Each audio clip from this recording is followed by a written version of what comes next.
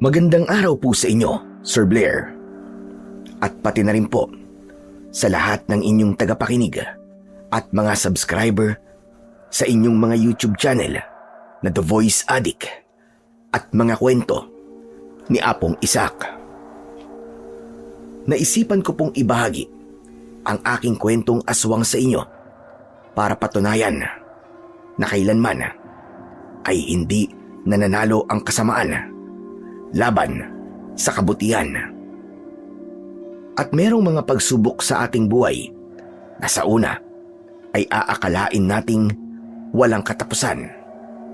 Pero natutunan ko po na kung meron tayong paniniwala sa plano ng Diyos para sa atin, ay malalagpasan natin ang mga pagsubok na yon. Tawagin niyo na lamang po ako sa pangalang Amir. At ito ang aking kwento. Isa po akong negosyanteng Filipino-Indian na ipinanganak at lumaki sa Pilipinas. Ang tatay kong si Malik ay purong Indian, habang ang nanay ko naman na namayapa na ay isang Filipina. Dahil sa Pilipinas ako lumaki at nagkaisip, ay hindi ko nakuha ang pangkaraniwang punto ng isang Indiano. Nung bata pa ako, ay tampulan na ako ng tukso dahil iba ang itsura ko sa nakararami. Madalas ay tawagin ako na Bombay at aaminin ko na nasasaktan ako kapag tinatawag nila akong ganon. Sa totoo lang po, Sir Blair, offensive kasi talaga ang pagtawag ng ganon sa aming mga Indiano. Ganon pa man, habang lumalaki ako, ay nakasanayan ko na rin yun dahil na rin sa pambubuli na naranasan ko noon, ay nagdesisyon akong magsanay sa pakikipaglaban para magamit ko yun kung sakaling kailangan kong ipagtanggol ang aking sarili. Hindi sa pagiging mapagmataas ay masasabi ko na mayaman ang pamilyang pinagmulan ko. Ang tatay ko ay may iba't ibang negosyo, pero ang pinagtutuunan niya ng pansin ay ang pagpapautang niya ng pera at pagbebenta ng iba't ibang kagamitan, tapos hulugan ang bayad. Iminulat ako ng tatay ko sa ganung negosyo dahil nais niyang matuto ko sa kalakaran ng aming ikinabubuhay. Isang umaga, pagkagising ko, ay nagtungo ako sa aming dining area para kumain.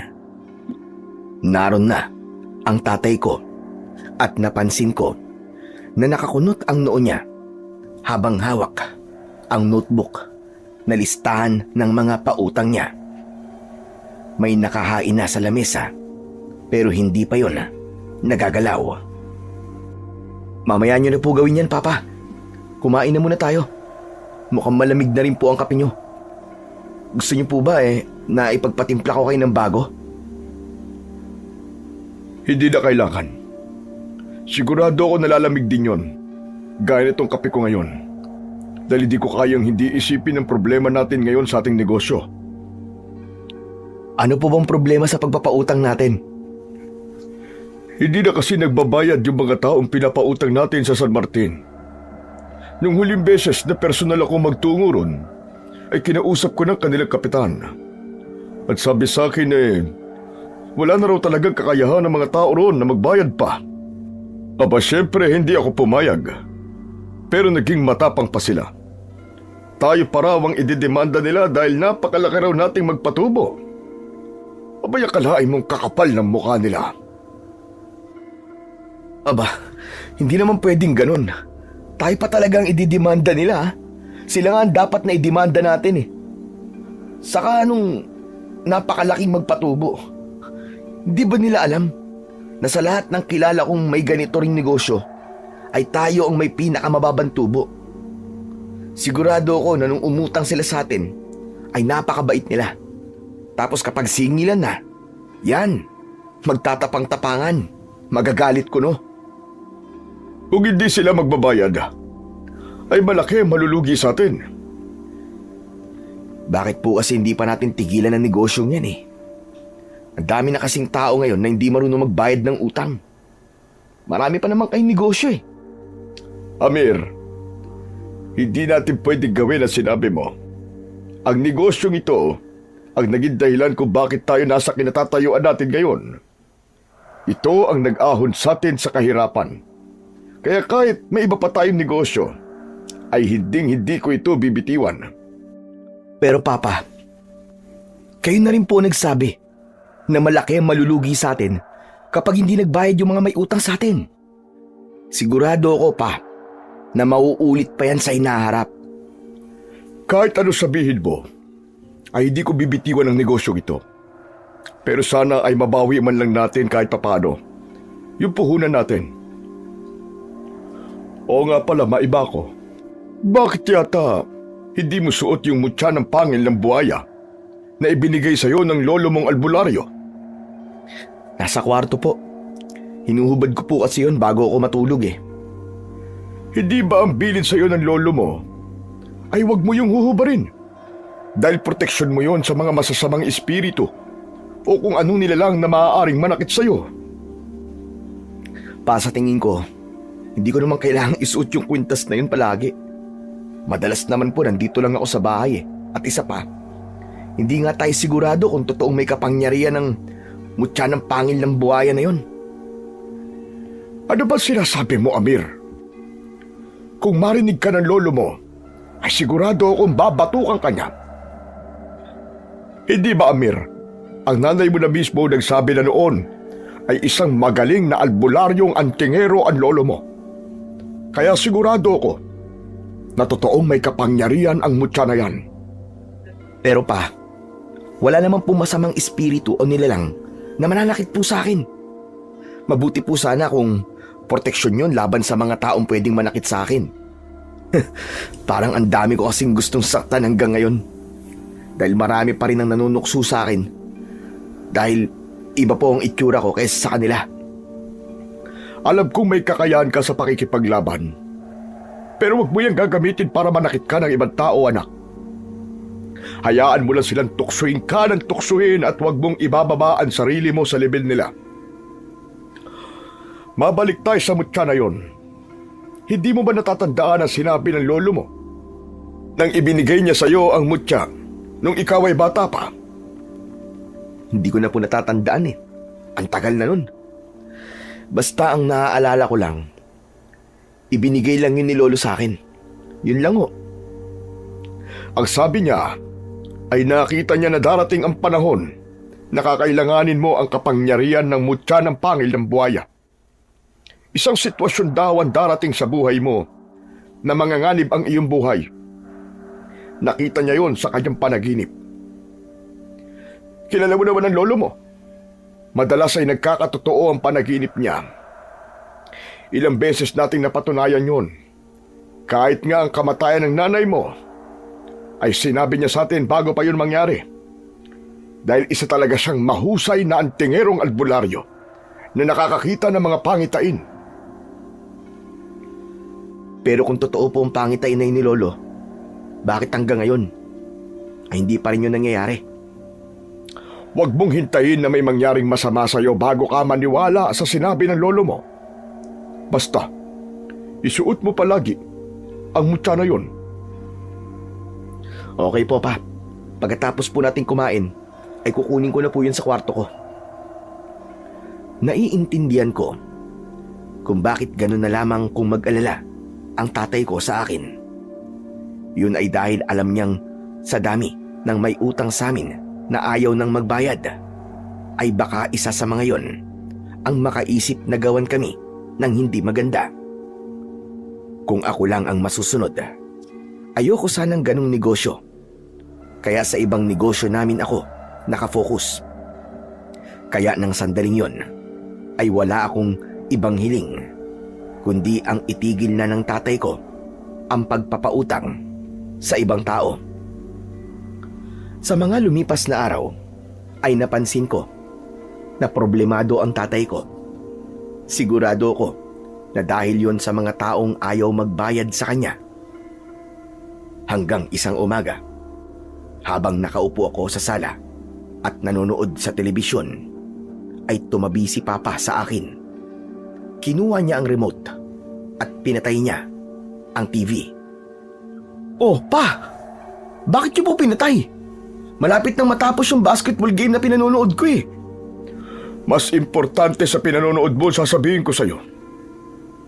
Meron akong ipapagawa sa'yo, Amir. Ano pong ipapagawa niyo? Napansin ko kasi na wala kang interes sa negosyo natin na pagpapautang. At ang gusto ko ay mahasa ka sa kalakaran sa bagay na yon. Pero Pa, ayoko po talaga niyan eh. Ipahawak niyo na po sa akin ang kahit na anong negosyo natin. Pero wag lang po yung pagpapautang. Hindi pwede, Amir. Malaki na ang nalugi natin dahil sa mga tao sa San Martin na hindi na tayo binayaran, at dahil yon sa hindi ko nabigyan ng atensyon ng paniningil sa kanila. Kaya ang gusto kong mangyari ay matuto ka sa mga dapat mong gawin sa negosyo natin yon. Bibigyan kita ng trabaho.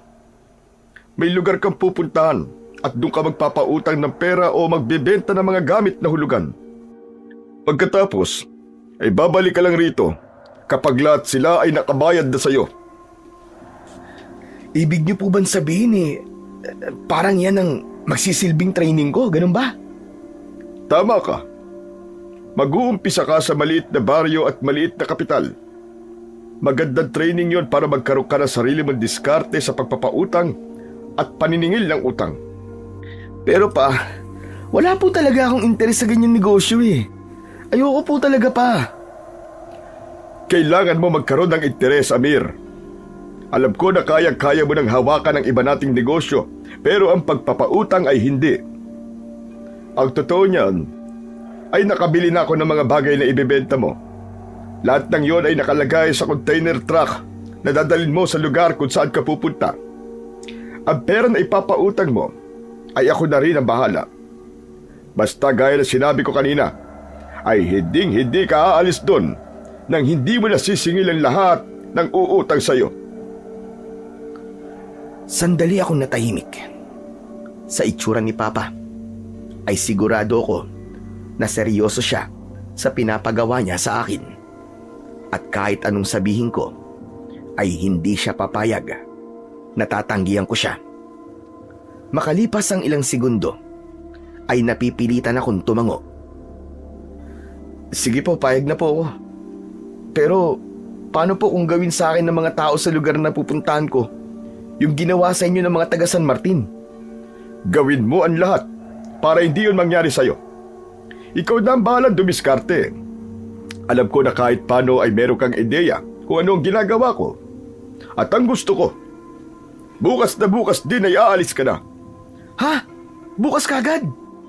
Aba, parang ang bilis naman po, Pa. Hindi po ba pwedeng i-orient niyo muna ako kahit papano? Hindi na yan kailangan. Hindi ba't sabi ko, ay ikaw na ang bahalang dumiskarte. Isa pa, malayo ang lugar na pupuntahan mo, kaya dapat ay maaga kang umalis. Kaya mas makabubuti kung pagkatapos natin mag-usap ay mag-empake ka na ng mga dadalhin mo ron. May sarili ka namang pera, hindi ba? Yun ang gamitin mo sa pansarili mong gastos. Okay po. Wala na rin naman akong magagawa kundi ang pumayag sa gusto niyo eh. Tinapik ako ni Papa sa balikat at sa kanya ko iniwanan sa sala. Nahulog ako sa malalim na pag-iisip. Wala kasi akong ideya kung magagawa ko ba ng maayos ang pinapagawa ni Papa sa akin. Pero alam ko na wala akong pagpipilian kundi gawin yon.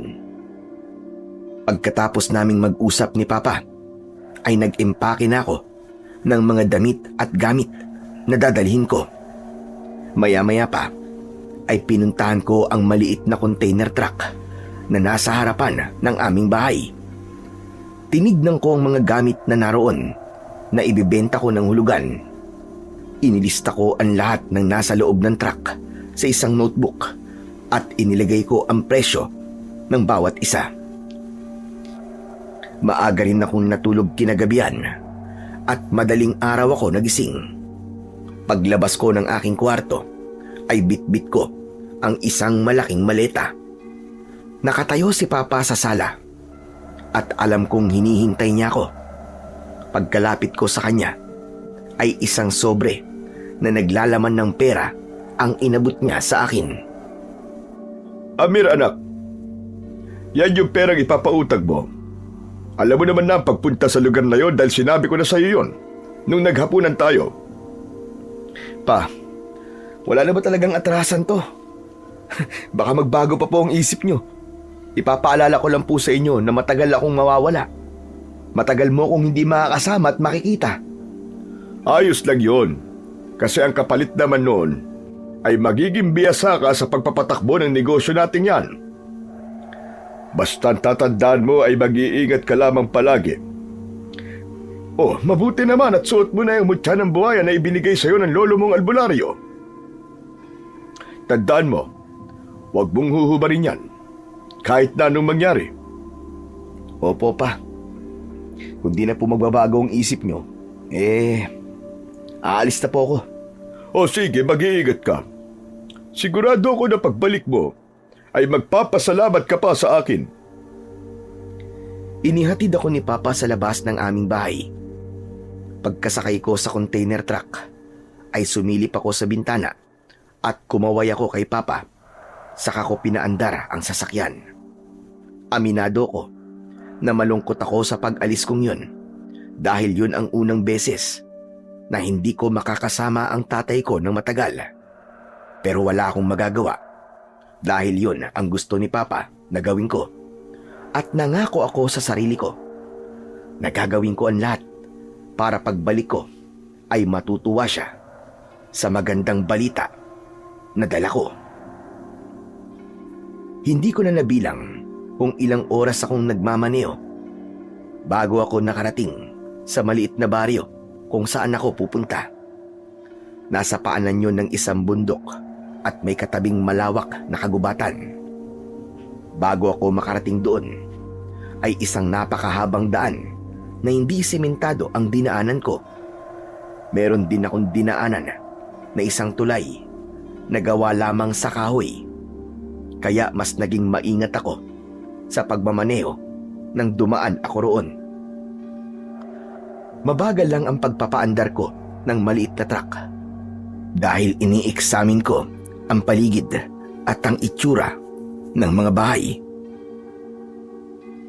Puro mga kubo pala ang bahay dito. Ayoko maging mapanghusga.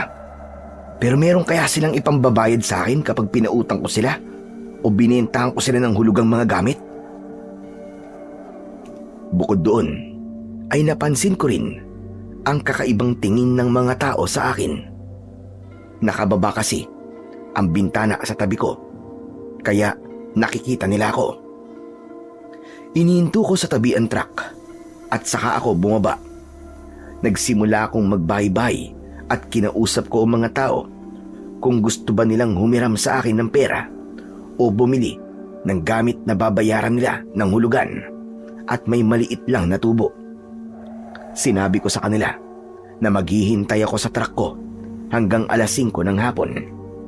Nang masiguro ko na napuntahan ko na ang lahat ng bahay, ay bumalik na ako sa truck at kumain ng pagkain tinake out ko sa isang fast food.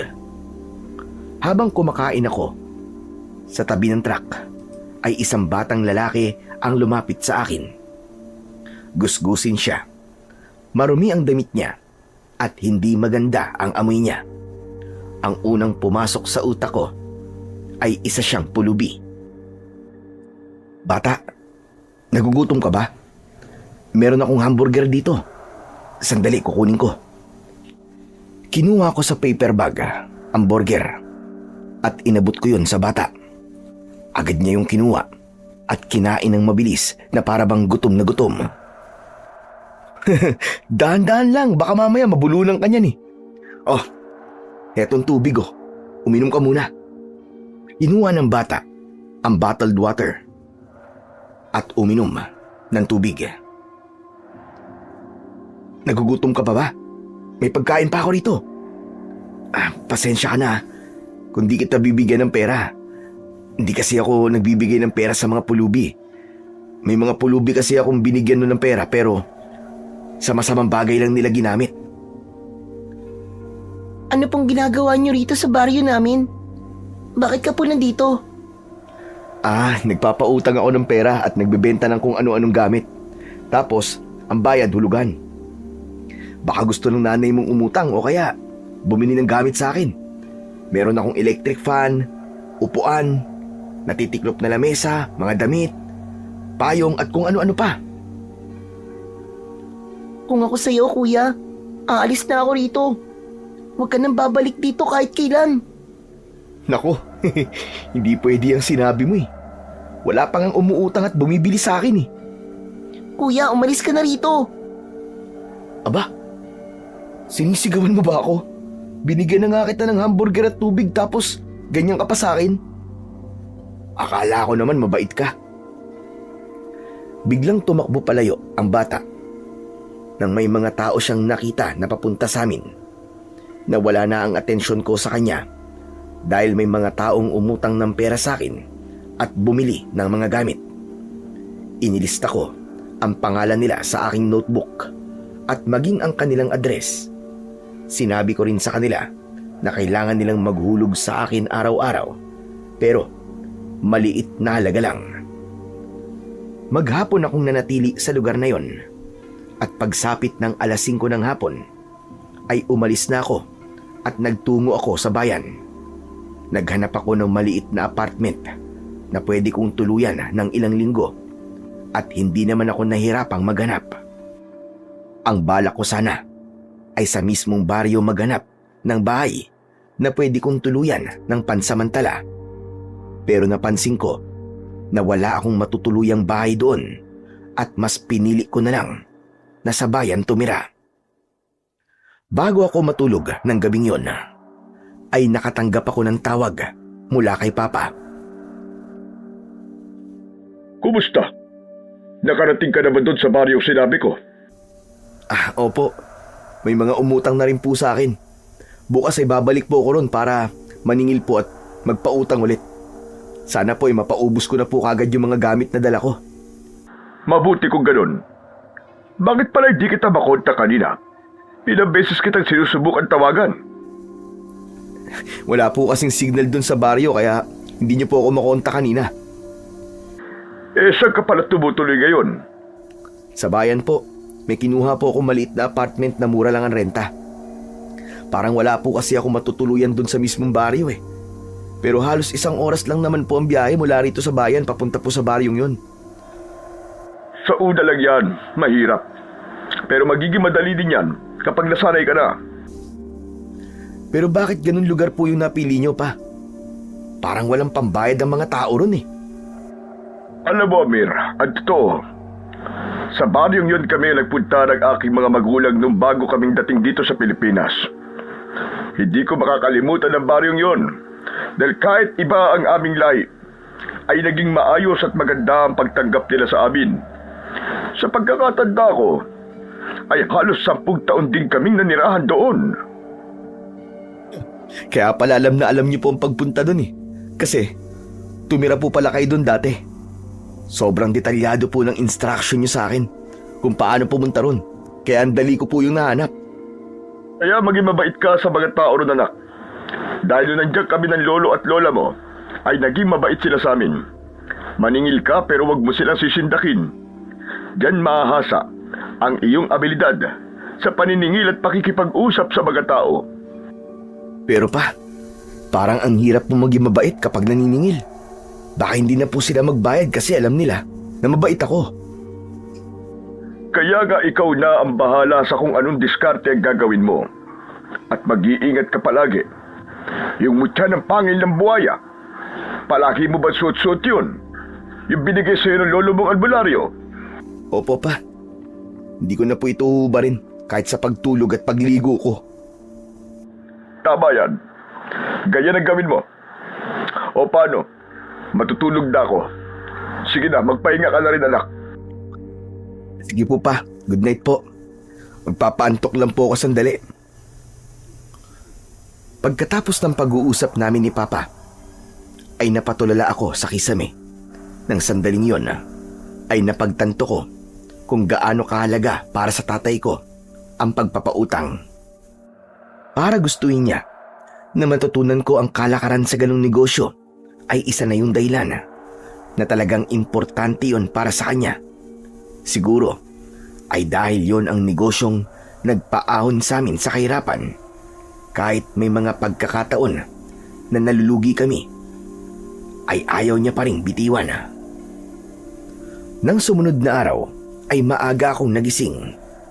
Hindi ako sanay nang walang kasambahay, pero kinailangan kong masanay na mamuhay nang walang inaasahang ibang tao.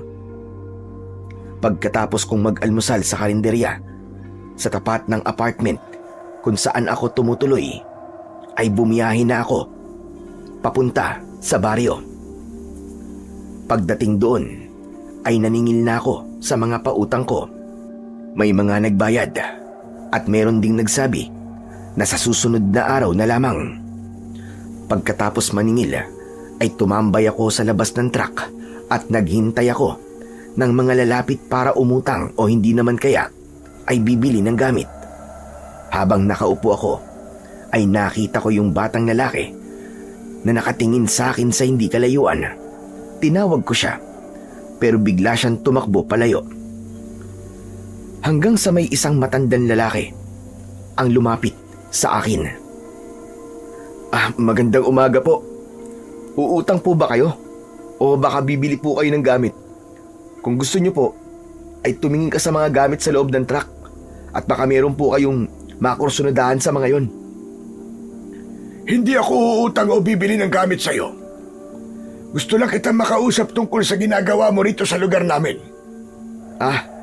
Eto nga po, nagpapautang po ako at nagbebenta po ng mga gamit tapos hulugan po ang bayad. Ako nga po pala si Amir. Ako naman si Nardo. Ako ang kapitan ng baryong ito. Kapitan, ikinagagala ko po kayo makilala. Inilahad ko ang isa kong kamay. Akmang tatanggapin sana ni Kapitan Nardo ang kamay ko, pero tila may kung anong pumipigil sa kanya para hawakan ang aking kamay. Napansin ko na bumakas ang gulat sa mga mata niya nang napatingin siya sa mutya ng buhaya na nakasabit sa aking leeg. Bakit po? Meron po bang problema, Kapitan? Wala naman. Iyang kwintas mo, saan galing yan? Ito po ba? Bigay po kasi sa akin to ng lolo ko nung bata pa po ko. Isa po siyang magaling na albularyong antingero. Ang sabi po niya ay meron daw po itong kapangyarihan.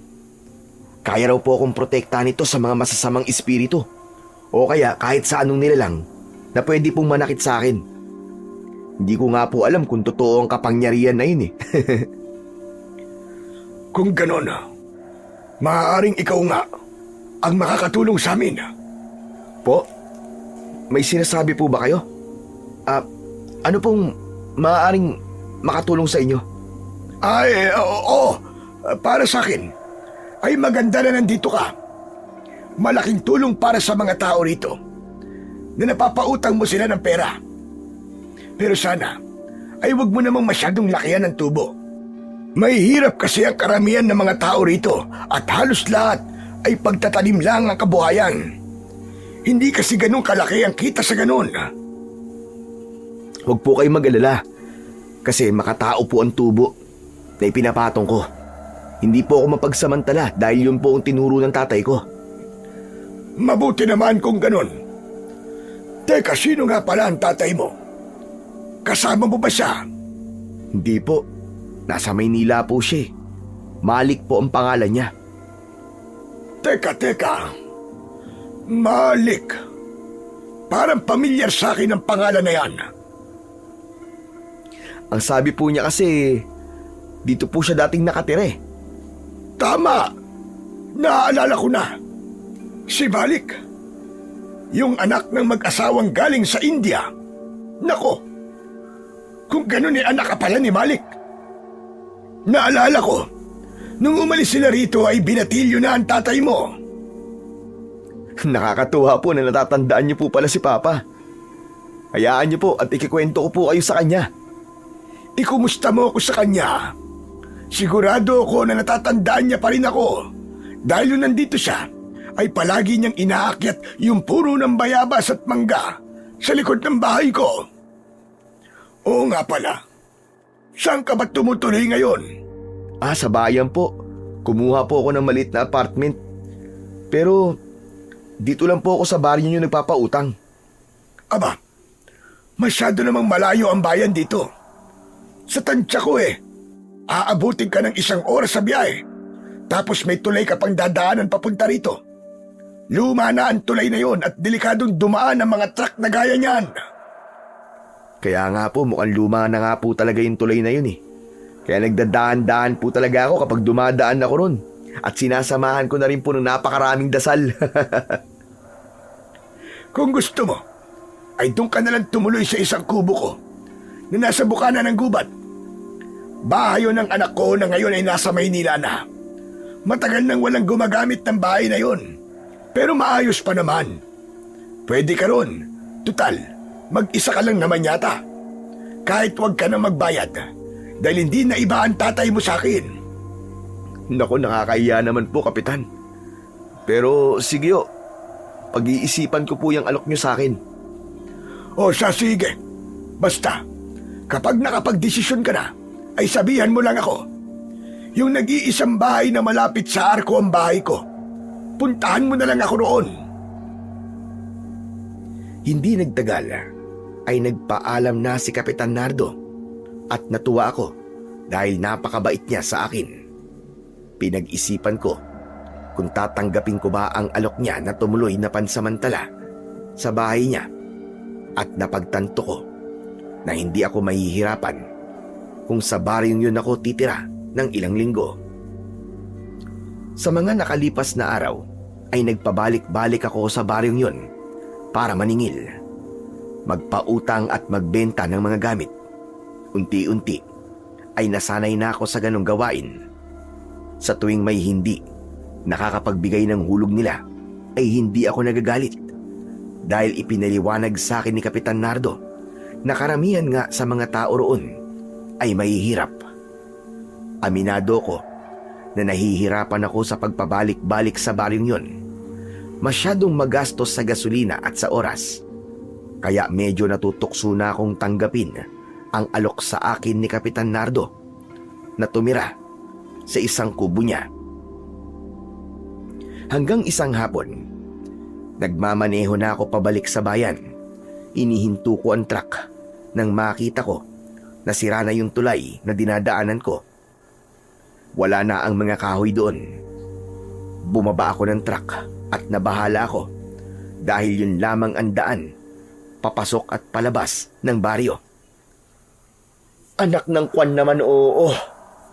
Ano nangyari? Bakit nasira yung tulay? Patay. Paano ako makakabalik sa bayan yan? Inilabas ko ang aking cellphone para tumawag sa tatay ko pero wala yung silbi dahil walang signal sa kinaroroonan ko. Hindi ko na naiwasan ang mapamura. Mukhang wala na akong magagawa nito kundi tanggapin ang alok ni Kapitan sa akin. Saka na lang ako aalis dito kapag nagawa na tong tulay. Bumalik ako sa baryo sakay ng truck. Inihinto ko yun sa tapat ng nag-iisang bahay na nakita ko malapit sa arko. Pagbaba ko ng truck ay naglakad ako palapit sa bahay at saka ako kumatok. Agad na bumukas ang pinto at bumungad sa akin si Kapitan Nardo. Oh, Amir, ikaw pala. May kailangan ka ba? Meron po, Kapitan Nasira po pala yung tulay at hindi po ako makadaan doon. Ang tagal ko na kasing sinasabi sa mayor namin na maglaan ng budget para ayusin ang tulay na yon. Pero hanggang ngayon ay hindi pa rin niya inaayos. Hindi ka talaga makakalis sa baryo namin dahil yun lang ang natatanging daan, papasok at papalabas dito. Yun na nga po ang problema ko ngayon, Kapitan Di na po ako makakabalik sa bayan. Masyado pong mataas yung bangin na pinagdudugtungan po ng tulay, tapos hindi ko naman po pwedeng iwanan dito yung truck. Kaya naisip ko po na tatanggapin ko na lang po yung inalok niyo po sa akin na doon po muna ako tumuloy sa inyong bahay. Walang problema. Talagang hinihintay ko lang nakausapin mo ko tungkol dyan. Pero Kapitan, magbabayad po ako. Nakakaya naman po kung titira ako doon ng libre. Hindi mo na kailangan magbayad. Dahil nga kilala ko ang tatay mo, hindi na siya iba sa akin. Naku, hindi naman po pwedeng libre lang po kung titira doon. Para naman po, mapagkakitaan niyo po kahit paano. Kung ipipilit mo na magbabayad ka, ay huwag ka na lang tumira doon. Hindi pa upahan ang bahay ko na yon. Tulong ko na yun sa'yo. At hindi ako humihingi ng kapalit kapag tumutulong ako sa aking kapwa. Sige po. Kung ayaw niyo po talaga magpabayad, kayo po ang bahala. Pero tatanawin ko pong isang malaking utang na loob po sa inyo ang tulong na ito. Ang mabuti pa ay pumunta na tayo sa bahay na yon. Malapit ng dumilim. Hintayin mo ako rito dahil kukuha lang ako ng gasera. Wala kasing linya ng kuryente doon. Nang makuha na ni Kapitan Nardo ang gasera, ay sumakay na kami sa aking truck. Itinuro niya sa akin ang daan at hindi nagtagal ay inihinto ko ang truck sa harapan ng isang maliit na kubo. Halos kalapit na yon ng gubat. Bumaba na kami ni Kapitan Nardo. Dinala ko ang iilang gamit na meron ako. Binuksan ni Kapitan ang kubo at sinindihan niya ang gasera. Halos kompleto sa gamit ang kubo. Meron dong lutuan na ginagamitan ng uling. May maliit na banyo sa likod at may papag. Mukhang kahit wala pong nakatira dito ay alagang-alaga niyo po itong bahay. Ang linis po at saka nasa ayos sa mga gamit. Talaga? Dahil regular kong nililinisan ito. May mga pagkakataon kasi na biglang bumibisita ang anak ko kasama ang pamilya niya at sa bahay na ito sila tumutuloy. May mga gamit na rin dito. Ang problema mo na lang ay ang pagkain mo. May tindahan naman at karinderya dito. Sandali, may mga damit ka ba? Itong suot ko lang po Naiwan po kasi yung mga damit ko dun sa apartment. O siya, sige. May mga naiwang damit yung anak ko sa bahay ko. Ipapahiram ko muna ang mga yun sa'yo. Bukas ng umaga ay dadaling ko sa'yo rito. Maraming salamat po talaga, Kapitan. Napakabait niyo po. Alam mo, mabait din ang mga magulang ni Malik sa aming lahat nung nandito pa sila nakatira. Kaya ibinabalik ko lang sa apo nila ang kabaitan nilang yon. Oo nga pala, may pagkain ka ba mamayang gabi? Kung wala, ay dadalang kita rito mamaya. Meron pa po ako natirang pagkain. May tubig din po ako. Salamat na lang po muna. O siya, paano? Uuwi na ako. Bahala ka na rito ha. Basta, ituring mo ito na parang sarili mong bahay. Inihatid ko sa labas si Kapitan Nardo at hinatid ko siya ng tanaw. Nang mawala na siya sa paningin ko, ay kinuha ko sa truck ang pagkain at tubig ko. Bumalik ako sa loob ng kubo at ipinatong ko yun sa maliit na lamesa. Lumabas ako at nagpunta ako sa likod ng kubo. Naroon ang maliit na banyo at malapit doon ay isang balon. Sumilip ako sa balon at nakita ko na malinis ang tubig doon. Sa palagay ko, pwede ko yung gamitin na panligo at panghugas ng pinagkainan. Inilabas ko ang aking cellphone para sana subukan tawagan si Papa, pero napailing ako dahil wala talaga yung nakukuhang signal.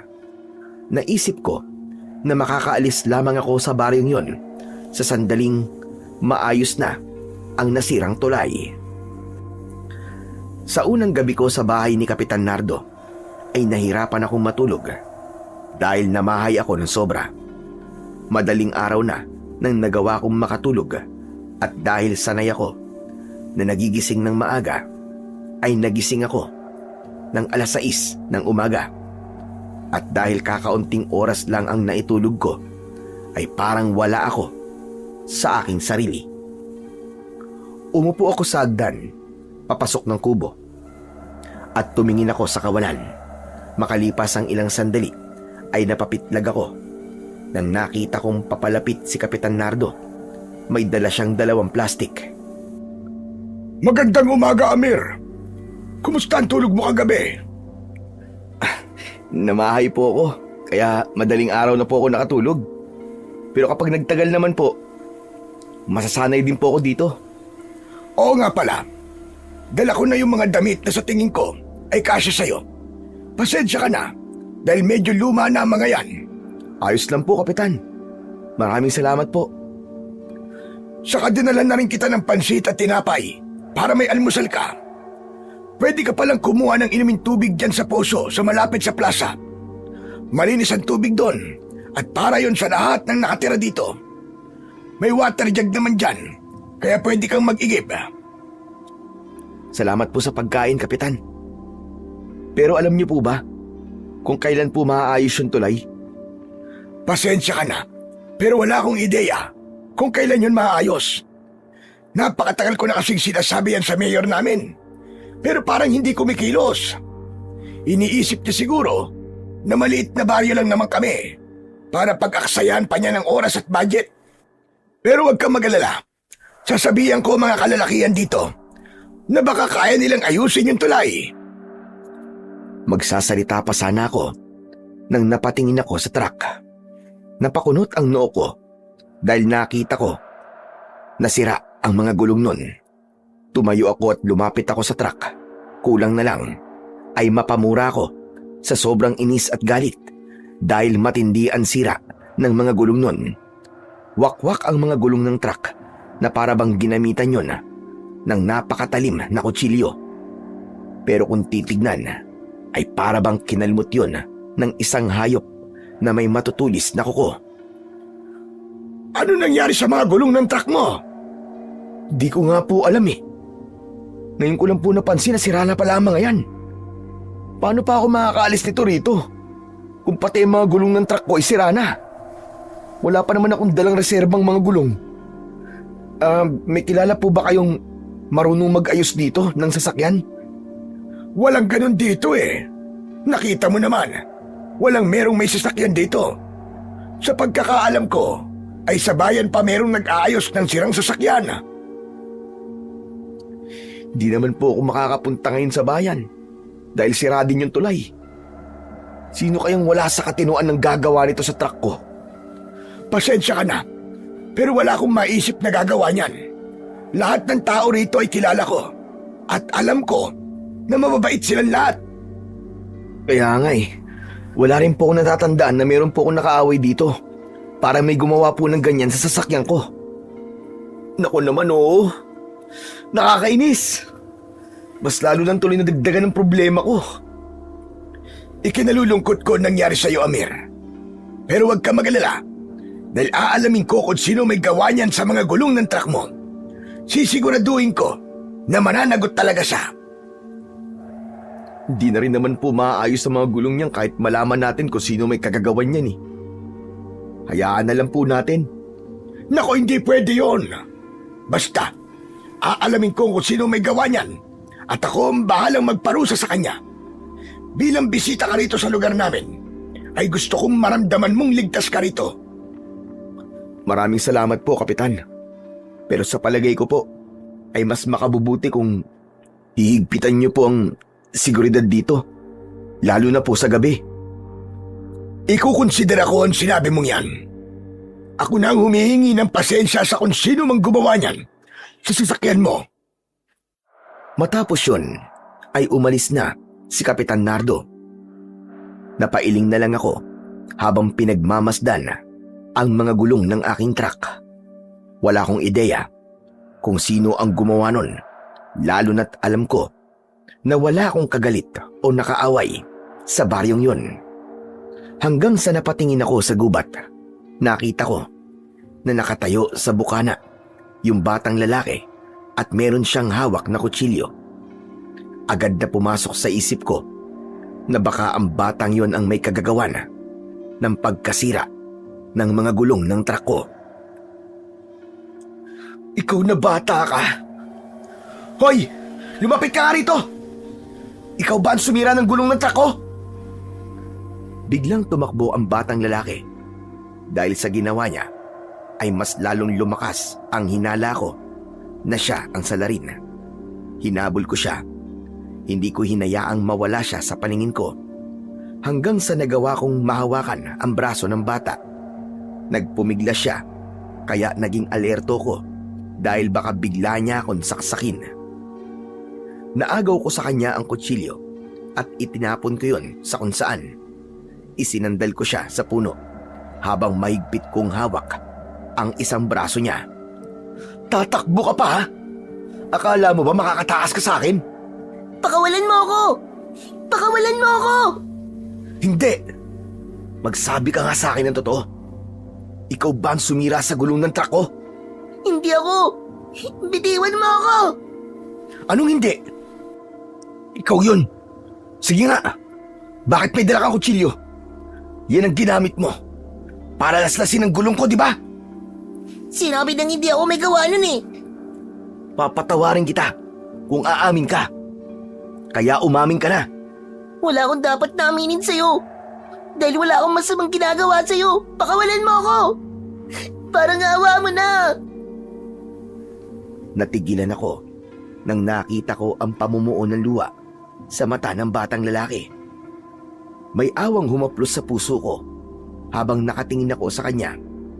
Nakita ko sa mga mata niya ang matinding takot at napansin ko rin na sa liit ng batang yon ay mukhang hindi niya kayang sirain ang gulong ng truck ko dahil makapal yon. Hindi sapat ang lakas ng payat niyang mga braso at kamay para sirain ang mga gulong ng aking truck. Marahan kong binitiwan ang bata pero hindi siya tumakbo. Nakatitig siya sa akin at alam kong pinipigilan niya na umiyak. Sigurado ka bang hindi ikaw ang sumira ng gulong ng truck ko? Sinabi na ngang hindi ako eh. Saka bakit ko naman yung gagawin? Wala akong dahilan para gawin ang binibintang mo sa akin. Okay, sige. Naniniwala na ako sa'yo. Sorry kung pinagbintangan kita kaagad ha. Nadala kasi ako ng galit ko kanina eh. Pero bakit may dala ka kasing kutsilyo? Saan mo yung gagamitin? Wala ka na ron. Alam mo, hindi ka dapat ganyan sumagot sa nakatatanda sa'yo eh. Dapat ay gumagamit ka ng po at opo. Teka, nag-almusal ka na ba? Hindi pa. O nasaan ang po at opo ron? Palagi kitang bibigyan ng pagkain kung matututo kang gumamit ng po at opo. Uulitin ko ang tanong ko ha. Nag-almusal ka na ba? Hindi pa po. Yan! Ganyan nga. Madali ka naman palang turuan eh. Halika, sumama ka sa akin at saluhan mo ako mag-almusal. Nauna akong naglakad habang nakasunod naman sa akin yung batang lalaki. Pagdating ko sa kubo ay pinapasok ko siya at inihanda ko ang pansit at mga tinapay na ibinigay ni Kapitan Nardo. Maya-maya pa ay sabay na kaming kumakain ng bata at sa bilis niyang kumain ay halatang gutom na siya. Ako nga pala si Amir. Ikaw, anong pangalan mo? Isaak po. Yan, ganyan nga. Masanay kang gumamit ng po at opo. Mas masarap pakinggan kapag ganyan ka magsalita. Hindi yung parang palagi kang nakikipag-away. Saan ka pala nakatira? Pwede kitang ihatid sa inyo pagkatapos natin kumain. Wala akong bahay po eh. Kung ganun, tama pala ang hinala ko nung unang beses kitang nakita. Isa kang ang pulubi. Nakakaawa ka pala talaga. Itong bahay na to, kay Kapitan Nardo po to, di ba? Tama ka, sa kanya nga to. Pansamantala dito muna ako titira habang nandito ako sa baryo nyo. Bukod kasi sa sinira yung mga gulong ng truck ko, ay nasira din yung tulay na dinadaanan ko palabas at papasok dito. Hindi ka po ba nagtataka kung bakit po nangyari ang mga yon? Nagtataka, syempre. Nakapagtataka na puro kamalasan na nangyayari sa akin simula kahapon. Parang ayokong paalisin sa baryong to eh. Hindi po parang, kundi ayaw po talaga kayong paalisin dito. Ha? Ano ba yung sinasabi mo? Dapat kasi hindi ka na po nagpunta dito eh. Ano bang ibig mong sabihin? Alam mo, ang dami mong sinasabi na hindi ko maintindihan. Total, mukhang hindi ka na po makakaalis dito. Ay bahala ka na po makadiskubre kung ano ba ang meron sa lugar na to. At mag-iingat ka po tuwing gabi. Kung may marinig ka na kakaiba sa labas, ay wag na wag kang lalabas ng bahay mo. Bakit nga? Ano bang meron sa labas tuwing gabi? Basta, ikaw na po ang bahalang makaalam. Ay nako, pag-iisipin mo pa ako eh. Sasabihin mo na lang kasi ayaw mo pa. Hindi na nagsalita si Isaac at kumain na lang siya. Sinubukan ko siyang pilitin, pero kahit na anong gawin at sabihin ko, ay hindi niya sinagot ang tanong ko. Pagkatapos mag-almusal, ay umalis na ang batang si Isaac. Ako naman ay naghanda na sa pagbahay-bahay ko para maningil sa mga pautang. Kahit abala ako sa trabaho ko, ay hindi pa rin mawala sa isip ko ang mga sinabi kanina sa akin ni Isaac.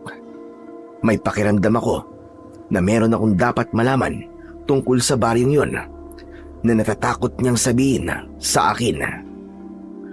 Habang naglalakad ay nakasalubong ko si Kapitan Nardo. Oo nga pala, Amir.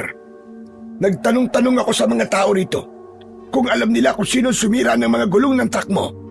Sa kasamaang palad ay walang may alam kung sino may gawa nun. Hayaan niyo na po yung Kapitan. Wala na rin naman pong mangyayari kung malalaman natin kung sino may gawa nun eh. Ipagpapasalamat ko na lang po. Naligtas po ako at hindi po ako nasaktan. Alam mo, walang kaduda-duda na anak ka nga ni Malik. Nung binatilyo pa lamang ang tatay mo, ay napakabait niyang talaga. Parehas na parehas kayo ng ugali. Alam mo, hindi kasi lahat ng narito ay maganda ang pakikitungo sa kanila. May ilang tinutokso siya dahil iba ang itsura niya. Pero kahit isang beses, ay hindi ko nakitang pinatulan niya ang mga salbahay na nunukso sa kanya. Kahit hanggang ngayon po, ganun pa rin po si Papa. Siya rin po nagturo sa akin na kapag merong nanukso sa akin, ay pabayaan ko lang. Oo nga pala, Kapitan, maiba ako. Kilala niyo po ba si Isaac? Yung batang lalaki na pulube? Bakit? Nagkausap na ba kayo ni Isaac? Opo. Nung unang araw ko po rito, binigyan ko po siya ng pagkain eh. Tapos kanina naman, pinakain ko po siya ng almusal kasi gutom na po siya. Meron ba siyang sinabi sa'yo na kung ano? Sa totoo lang ay meron po eh, pero hindi niya sinabi sa akin ng direkta kung ano bang ibig niyang sabihin. Ang sabi niya ay dapat daw ako mag-ingat tuwing gabi. Kapag daw may narinig akong kakaiba sa labas, ay wag daw po akong lalabas. Kapitan, ano po bang meron sa lugar na to? Wala naman. Normal na baryo lamang ito, gaya ng ibang baryo. Pero bakit nakapagsabi sa akin ng ganun si Isaac? Saka parang natatakot siya eh. Huwag mo nilang seryosohin ang mga sinabi niya. Hindi rin kasi madali ang pinagdaanan ng batang yon. Namatay kasi ang nanay niya ilang buwan nang nakakaraan. Nasunog ang bahay nila at tanging si Isaac lamang ang nakaligtas. Nakakaawa naman po pala si Isaac. Sa edad niyang yon, ay napakarami ng masasakit na bagay ang nangyari sa buhay niya. Sinabi mo pa. Kaya wag mong intindihin kung ano man ang sabihin niya sa'yo. Dala lang yun ng gutom niya at gulo ng utak niya. Kaya kung ano-ano na lamang ang lumalabas sa kanyang bibig. Nang sandaling yon, ay mas lalo akong nakaramdam ng awa kay Isaac. Inalis ko na rin sa utak ko ang mga kakaibang sinabi ni Isaac sa akin kanina. Dahil naniwala ako sa paliwanag ni Kapitan Nardo, sinabi ko na lang sa akin sarili na kung may sasabihin ulit si Isaac na gaya nun, ay hindi ko na masyadong seseryosohin. Hindi ko na namalayan ang paglipas ng oras hanggang sa napansin ko na lumulubog na ang araw. Isang tindahan ang nadaanan ko at bumili ako roon ng bigas at gulay na pwede kong lutuin mamayang hapunan. Pagka-uwi ko ay naligo ako at nagsaing. Habang hinihintay kong kumulo ang sinaing, ay naalala ko si Isaac. Nasaan kaya si Isaac ngayon? May pagkain kaya ang batang yon? Malambot kasi ang puso ko pagdating sa mga bata, lalo na sa mga kagaya ni Isaac na mag-isa lang at walang mga magulang. Nakakaawa na sa mura niyang edad ay kailangan niyang matuto na mabuhay ng walang ibang inaasahan kundi ang sarili lang. Maya-maya ay mag-isa na akong kumakain. Iginisa ko na lang ang mga gulay dahil hindi ako masyadong marunong magluto. Pagkatapos kong kumain ay hinugasan ko ang pinagkainan ko at saka ako humiga sa papag. Kinuha ko ang cellphone ko at nanghina ako dahil lobat na yun. Yun na nga lang ang pwede kong paglibangan tapos nawalan pa ng baterya. Habang pinipilit kong matulog ay biglang naging maalinsangan ang hangin. Napabangon ako dahil bigla akong pinagpawisan ng malamig. Sa kauna-unahang pagkakataon ay naramdaman ko ang bahagyang pag-init ng mutya na suot ko. Napapitlag ako nang may kumatok ng magkakasunod sa pinto. Agad ko yung binuksan at nagulat ako nang biglang pumasok si Isaac. Siya na rin ang nagsarado ng pinto at sumandal siya roon. Nakita ko ang takot sa mga mata niya na ipinagtaka ko. "Oh, Isaac! Ano nangyayari? Bakit parang takot na takot ka?" Nandiyan na sila. Papatayin ka nila, Kuya Amir. Sinabi ko naman kasi sa'yo eh, na umalis ka na rito pero hindi ka nakinig sa akin. Isaac, huminahon ka nga. Nagsabi sa akin si Kapitan Nardo tungkol sa mga nangyari sa'yo. Alam ko na kaya ka nakakapagsalita ng mga ganyang bagay ay dahil hindi ka nakakapag-isip ng maayos. At ang dahilan nun ay dahil sa masasakit na nangyari sa buhay mo. Alam ko ang sinasabi ko, Kuya. Maniwala ka. Papatayin ka talaga nila. O sige nga, sino bang papatay sa akin, ha? Ang mga aswang, Kuya. Mga aswang. Marami sila. Lahat ng tao sa baryong to ay mga aswang. Bilugapod ngayon, Kuya, kaya lahat sila ay naging mga aswang na. At habang maliwanag ang sinag ng buwan, magiging ganun silang lahat. Sandali, tama ba naririnig ko? Sinabi mo na lahat ng tao dito sa lugar na to ay mga aswang. Halika, Kuya. Sumilip ka sa labas para makita mo sila. Kahit duda ako na may katotohanan ang sinabi ni Isaac, ay sinunod ko pa rin ang kanyang sinabi. Hindi lang ako basta sumilip, kundi binuksan ko ang pinto. Natigilan ako at nanlamig ako nang may nakita ko sa labas na mga nilalang na may nakakatakot na itsura. Nanlilisik ang mga mata nila at matutulis ang kanilang mga ngipin. Para silang mababangis na hayop na handang umatake at pumatay. Ang mas nakakakilabot pa ay napakarami nila at nakapalibot sila sa kubo. Napasigaw na lang ako nang sabay-sabay silang tumakbo palapit sa akin. Habang papalapit sila, ay mas nag-init ang mutya na suot ko. Laking pagtataka ko nang biglang huminto ang mga nilalang nang sobrang lapit na nila sa akin. Tila may kung anong enerhiya ang pumipigil sa kanila para malapitan ako. Anong nangyayari? Bakit hindi ka nila malapitan, kuya? Itong mutya na suot ko. Itong mutya na binigay ng lolo ko. Sa tingin ko, ay ito may kagagawan kung bakit hindi nila ako magawang lapitan. Kung ganun, totoo nga na meron to kapangyarihan. Hindi ako makapaniwala sa nangyayari ng gabing yon. Galit na galit ang mga nilalang dahil kahit na anong pilit nila nalapitan ako, ay hindi talaga nila magawa. Isinarado ko ang pinto at uminom ako ng tubig. Mula sa loob ng kubo ay dinig ko ang galit na pag-angil ng mga nilalang sa labas ng kubo. Yung mga parang halimaw sa labas. Sila ba ang tinutukoy mo mga aswang? Opo, kuya. Sila po ang mga tao sa baryong to na isinumpa ng malakas na aswang na si Lucinda. Sinong Lucinda? At bakit sila isinumpa? Dati pong nakatira si Lucinda rito. Tapos, nang nalaman ng mga tao na isa siyang aswang, ay hinuli siya at sinaktan. Pinahirapan siya ng mga tao dahil sa takot nila na patayin sila ni Lucinda. Bago po kasi nila malaman na aswang si Lucinda, ay meron na po siyang mga taong pinatay dito. Pero nakatakas po si Lucinda.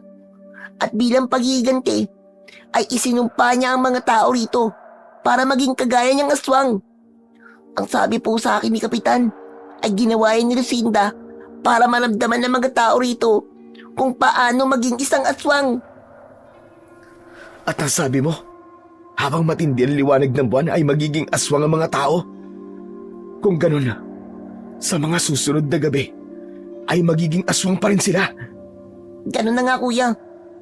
Kaya nga kapag may buwan, ay nagtatago ako sa gubat. Kaya rin ako bidalang patalim, ay para meron akong magagamit na panlaban sa kanila kung sakaling atakihin nila ako. Pero kung lahat ng tao rito ay isinumpang maging aswang, bakit hindi ka nagiging aswang? Taga rito ka rin naman, di ba? Wala pa kasi ako rito nung isinumpa ni Lucinda ang mga tao, kuya. Kaya ligtas ako sa sumpa ni Lucinda. Nandun ako sa tatay ko noon.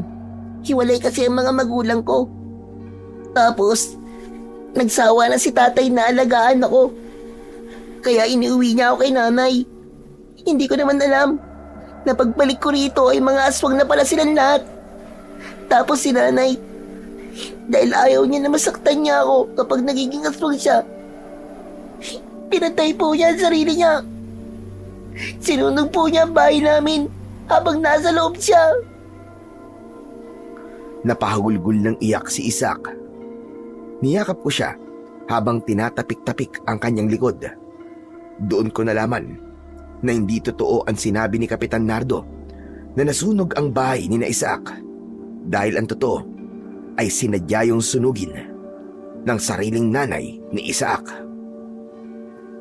Si Kapitan Nardo, isa rin ba siya sa mga aswang na nasa labas? Opo, kuya. At sigurado ako na siya rin ang sumira sa mga gulong ng truck mo at dun sa tulay para hindi ka na makaalis dito. Pero bakit? Bakit ayaw niya ako umalis dito? Dahil ikaw ang magiging pagkain nila, kuya. Simula nung naging aswang sila, ay hindi pa sila nakakakain ng tao. Kaya ganun na lang sila kadesperado na patayin ka. Pero sa tingin ko, ay hindi nila ako magagawang patayin o kahit saktan man lang. Dahil sa mutya ng buhaya na suot ko. Tama nga si Lolo. May mangyayaring masama sa akin kung saan manganganib ang buhay ko. Napakahusay niya talagang antingerong albularyo. Sigurado ako na ito ang pangyayaring tinutukoy niya. Kung ganun, isa pala yung mutya, kuya, yung kwintas mo. Mabuti na lang talaga at may ganyan kang mutya, kuya. Mukhang hindi ka nga nila masasaktan habang suot mo yan. Kahit papano, nabawasan ang takot ko dahil sa mutya na meron ako. Nagpasalamat ako sa aking lolo na isang antingerong albularyo dahil ibinigay niya sa akin ang bagay na yon. Kung wala kasi yon ay malamang kanina pa ako nilapa ng mga aswang at ginawang hapunan. Ngunit May pagkabahala pa rin sa aking dibdib. Kung ligtas ako sa mga aswang, ay kabaligtaran nun si Isaac. Kailangan ko siyang protektahan at siguraduhin hindi siya sasaktan ng mga aswang sa baryong yon. Hindi namin alam ni Isaac kung anong oras umalis ang mga aswang sa labas ng bahay. Pagsapit kasi ng madaling araw ay nakatulog na kaming dalawa dahil hindi na namin kinaya ang antok. Umaga na nang nagising ako. Hindi nagtagal ay sunod na ring nagising si Isaac. Nagugutom ka na ba? Medyo po, kuya. Hindi ko na tuloy alam kung saan tayo kukuha ng pagkain ngayon. Parang hindi ko na kayang makipag-usap sa mga tao dito pagkatapos ng nangyari kagabi. Sa gabi lang naman sila ganun, kuya. Pero sa umaga, ay mga normal silang tao. Kahit na pa eh. Baka kasi kapag may ibang tao kung nakaharap dito, ay hindi ko mapigilan ang sarili kung saktan sila. Ikaw nga pala, simula ngayon na, dito ka na muna titira kasama ko. Mas ligtas ka rito, kesa naman kung saan ka nagpupunta. Biglang may kumatok sa pinto. Nalaman naming si Kapitan Nardo yun dahil tinawag niya ako sa aking pangalan. Agad kong kinuha ang itak na nasa kusina bago ko buksan ang pinto. Pagbukas ko ng pinto ay mabilis kong itinutok sa leeg ni Kapitan ang dulo ng itak. Nagulantang siya habang may hawak siyang isang mangkok ng pansit at mga tinapay. Amir, ibaba mo yung itak! Bakit? Natatakot ka bang mamatay ha, Kapitan? Walang hiya ka. Niloko mo ko. Ikaw pa lang sumira sa sasakyan ko ha, at dun sa tulay, para hindi ako makaalis dito. Alam ko na ang lahat. Alam kong lahat kayo rito ay mga aswang maliban kay Isaac. Tama ang lahat ng sinabi mo. Lahat nga kami rito ay mga aswang. At sinira namin ang tulay at ang sasakyan mo para hindi ka na makaalis dito. Para ano? Para gawin niyo akong pagkain ha? Hindi ako papayag na magtagumpay kayo, mga diablong buwang kayo. Hindi. Wala kaming balak na saktan ka. Sadyang wala lang kaming kontrol sa tuwing nagiging aswang kami. Kaya sumugod kami rito kagabi. Maniwala ka, Amir. Hindi ka namin gusto saktan o patayin. Dahil alam kong ikaw lang ang pag-asa namin para makawala na kami sa sumpa ni Lucinda. At sigurado rin ako na naikwento na sa iyo ni Isaac. Hindi ako naniniwala sa mga sinasabi mo. Sigurado ako na kaya mo yan sinabi ay dahil alam mo na hindi niyo ako kayang saktan dahil sa butya ko. Malas niyo lang dahil meron ako nito. Kaya kahit hindi ako makalis sa lugar na to, ay hindi niyo pa rin ako magagawang pagkain. At itong tandaan mo, tanda. Huwag na huwag niyong gagalawin si Isaac dahil kapag sinaktan niyo siya, papatayin ko kayong lahat. Amir, maniwala ka. Hindi ka namin gusto saktan, lalo na si Isaac. Hindi namin ginusto na maging mga aswang. Kailangan ka namin, Amir. Ikaw na lang ang natitira namin pag-asa. Ang mutya ng buhaya na suot mo, yan ang magagamit mo para makawala kami sa sumpa ni Lucinda. Pwede ba, Kapitan? Tumigil ka na sa pagsisinungaling mo. Kailangan mo labanan si Lucinda. Kailangan mo siyang patayin dahil ang kamatayan lang niya ang magre-resulta sa pagkawala ng sumpa niya sa aming lahat. Alam ito ng tatay mo si Malik. Tumulat ako sa kanya para ipaalaman nangyayari dito sa amin dahil alam ko na ang tatay ng kanyang napangasawa ay isang mahusay na antingerong albularyo. Kung ayaw mo pa ring maniwala, ito ang sulat ni Malik. Yan ang naging sagot niya sa sulat na ipinadala ko sa kanya. Mula sa bulsa ng pantalon ay isang yellow pad ang inilabas ni Kapitan Nardo. Inabot niya yun sa akin. May pagdadalawang isip na kinuha ko yon at binuklat. Pinag-aralan ko ang pagkakasulat ng sulat nun at nasiguro ko na sulat kamay ngayon ni Papa. Binasa ko ng tahimik ang sulat. Nakalagay doon na nalulungkot si Papa sa balita ni Kapitan Nardo. Sinabi ni Papa na patay na ang lolo kong antingerong albularyo. Kaya hindi na sila nito matutulungan. At ayon kay Papa, ipapadala niya ako sa baryo ni na Kapitan Nardo dahil sa akin ipinamana ni lolo ang mutya ng pangil ng buhaya na kaya akong protektahan sa mga aswang at magbibigay siya sa akin ng lakas na kailangan ko para sa pakikipaglaban. Naguguluhan akong napatingin kay Kapitan Nardo. Marahan kong inalis ang pagkakatutok ng itak sa kanyang leeg.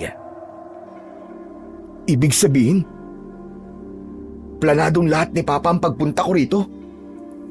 Hindi talaga ako narito para magpautang, kundi para alisin ang sumpa sa inyo ni Lucinda. Ganun na nga, Amir. Pero huwag kang magalit sa tatay mo. Sadyang napakabuti lang ng puso niya. At kahit matagal na siyang wala rito, ay may malasakit pa rin siya sa aming lahat. Malaki ang tiwala niya sa kakayahan mo, Amir. Kaya kahit mapanganib, ay ipinadala ka niya rito. Inilagay ni Papa ang buhay ko sa isang sitwasyon na mga nganib ako. Paano niya na nagawa sa akin? Nagkakamali ka. Hindi ka ilalagay ng tatay mo sa isang sitwasyon na alam niyang mapapahamak ka. Oo, delikado na haharapin at papatayin mo si Lucinda. Pero meron kang taglay na makapangyarihang mutya. Kung tatapusin mo ang pagbabasa sa sulat ng iyong ama, ay nakalagay dyan na hindi lang niyang proteksyon mula sa mga aswang, kundi may kakayahan din niyang bigyan ka ng lakas at tapang na kailangan mo para tapusin si Lucinda. Nakikiusap ako sa iyo, Amir. Tulungan mo kami. Ayaw na naming mabuhay ng ganito. Ayaw na naming maging aswang. Gusto na naming bumalik sa normal ang aming buhay. Ikaw na lang ang aming pag-asa. Parang awa mo na, Amir. Pakiramdam ko ay nadurog ang puso ko nang lumuhod si Kapitan Nardo sa harapan ko. Kumawala ang luha niya at ramdam ko ang sinseridad sa kanyang mga sinabi. Sige na po. Tumayo ka na dyan, Kapitan. Hindi mo kailangan lumuhod sa akin at magmakaawa. Marahang tumayo si Kapitan Nardo at pinunasan niya ang kanyang luha. Wala na rin naman akong magagawa, kundi gawin ang totoong dahilan kung bakit ako nandito. Sinira niyo na rin naman ang tulay at ang sasakyan ko, kaya wala na akong paraan para makaalis dito. Ang ibig mo ba sabihin pumapayag ka nang patayin si Lucinda? May magagawa pa po ba ako? Nandito na ako. At wala namang paraan para makaalis ako dito. Pero may isang bagay akong hihingin na kapalit sa sandaling magtagumpay akong patayin si Lucinda. Anong kapalit ang hihingin mo? Sabihin mo lang. At kung kaya kong ibigay, ay ibibigay ko. Gusto ko na gumawa kayo ng paraan para makaalis ako rito pagkatapos kong patayin si Lucinda. Walang problema. Aayusin namin ang tulay para makaalis ka rito. Diyos ko, maraming salamat, Amir. Salamat sa pag-asang ibinigay mo sa aming lahat. Saka na kayo magpasalamat kapag nagawa ko ng patayin si Lucinda. Ngayon, gusto kong sabihin mo sa akin ang lahat ng dapat kong malaman tungkol sa aswang na dapat kong patayin. Si Lucinda ay isang malakas na uri ng aswang na may kakayahang gumamit ng kapangyarihang itim. Yun ang sagot kung bakit nagawa niya kaming isumpa para maging kagaya niyang aswang. Sa sandaling ito, ay sigurado ako na alam na ni Lucinda na nandito ka, kaya kailangan mo maging handa sa pagdating niya. Pero hindi naman niya ako magagawang saktan dahil may mutya ako. Sa palagay ko, ay hindi niya ako matatalo kung magkakaharap kaming dalawa. Tama ka, Amir. Yan ang armas na magagamit mo laban sa kanya. Totoo nga ang aking nararamdaman. Isang dayo na may ginagamit na mutya ang narito. Lahat kami ay natigilan. ng isang matandang babae ang biglang nagsalita. Napatingin kaming lahat sa kanya at sigurado ko na ang matandang babaeng iyon ay si Lucinda. May hawak siyang mahabang tungkod na gawa sa sanga ng isang puno. Meron yung matulis na dulo, magulo, at mahaba ang kanyang buhok na umaabot sa kanyang bewang. Malalaki ang kanyang mga mata na parabang naninindak palagi. Huminto ang matandang babae sa tabi ni Kapitan at napansin ko ang matinding takot sa muka ni Kapitan. Lucinda! Nardo, bakit hindi mo sa akin sinabi na meron pala tayong bisita? Itinigil ko na tuloy ang aking pamamahinga upang makita at makilala ang binatang ito. Ako pala si Lucinda. Ikaw, anong pangalan mo? Ang pangalan ko ay Amir. At tandaan mo ang pangalan na yan. Dahil ako ang tatapos sa kasamaan mo, hayop ka. Ako ang mag-aalis ng sumpang iniligay mo sa mga tao sa baryong ito. Masyadong malakas ang loob mo. Gayong hindi mo pa nga alam kung ano ang kaya kong gawin. Sandali lamang. Ang kwintas na suot mo, isa ba yung butya? Ama ka. At may kapangyarihan itong protektahan ako sa mga aswang na kagaya mo. Hindi mo kayang saktan, Lucinda. Kaya kung ako sa'yo, ay bawiin mo ng sumpang iniligay mo sa mga tao sa baryong to. Huwag mo nang hintayin na gawin ko ang isa pang paraan para mawala ang sumpa mo. At ano na bang paraan yon? Ang patayin ka. Isang matinis na halakhak ang pinakawalan ni Lucinda. Nagulat kami nang biglang sinubukan niya akong saksakin gamit ang matulis na dulo ng kanyang tungkod. Ngunit hindi siya nagtagumpay dahil tila may malakas na enerhiyang nagtulak sa kanya palayo. Napaatras siya at muntik pang matumba kung hindi niya nagawang ituon ang kanyang tungkod sa lupa. Isang nakakatakot na ngiti ang sumilay sa labi ni Lucinda. Totoo nga, ang kapangyarihan ng butya mo. Siguro naman ay alam mo nang wala ka nang magiging laban sa akin ngayon. Kaya inuutusan kita na bawiin mo na ang sumpa mo sa mga tao rito. Dayo ka labang rito, binatang antingerong albularyo. At wala kang alam sa ginawa ng mga taong ito sa akin. Hindi mo alam kung gaano kasakit ang pinagdaanan ko. Hindi mo ba alam kung bakit nila yung nagawa sa'yo? May mga tao kang pinatay. May mga inosenteng buhay kang kinuha. Ano bang inaasahan mong gagawin ng mga tao sa'yo, ha? Purihin ka. Maging masaya sa mga pagpatay na ginawa mo. Wala kang alam sa nararamdaman ko. At kung inaakala mong matatakot ako sa'yo, ay nagkakabali ka. Hindi ang kagaya mong binatang albularyo ang magpapabagsak sa akin. At walang dahilan para bawiin ko ang sumpa. Matapos yung sabihin ni Lucinda, ay naglakad siya palayo. Nagtungo siya sa gubat hanggang sa tuluyan na siyang nawala sa paningin ko. Wala siyang laban sa akin, Kapitan. Hindi niya ako kayang saktan. Pero huwag kang maging kampante. Hindi mo dapat maliitin si Lucinda. Dahil matalino siya at tuso. Sigurado ako na sa oras na ito ay nag-iisip na siya ng paraan upang matalo ka niya. Tumiim ang bagang ko at mariin kong naikuyom ang aking mga kamay. Napagtanto ko na may punto ang sinabi ni Kapitan Nardo. Hindi man ako kayang saktan ni Lucinda, ay hindi ko naman alam ang mga kaya niyang gawin. Kaya kailangan ko pa rin maganda sa mga posibleng gawin ng matandang aswang na yon. Sa araw na yon ay isinintabi ko muna ang paniningil ng aking mga pautang. Kahit wala akong alam sa pakikipaglaban, ay nagsanay pa rin ako sa paggamit ng itak bilang isang sandata. Kahit sa panaginip ay hindi ko naisip na gagawin kong makipaglaban sa isang aswang. Ang buong akala ko ay tanging negosyo lang ang hahawakan ko.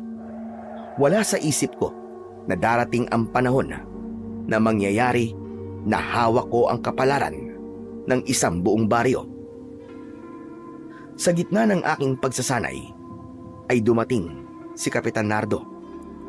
Ramdam ko na nahihiya siyang kausapin ako dahil sa mga pagsisinungaling na nagawa niya. Amir, pwede ba tayo mag-usap kahit sandali lang?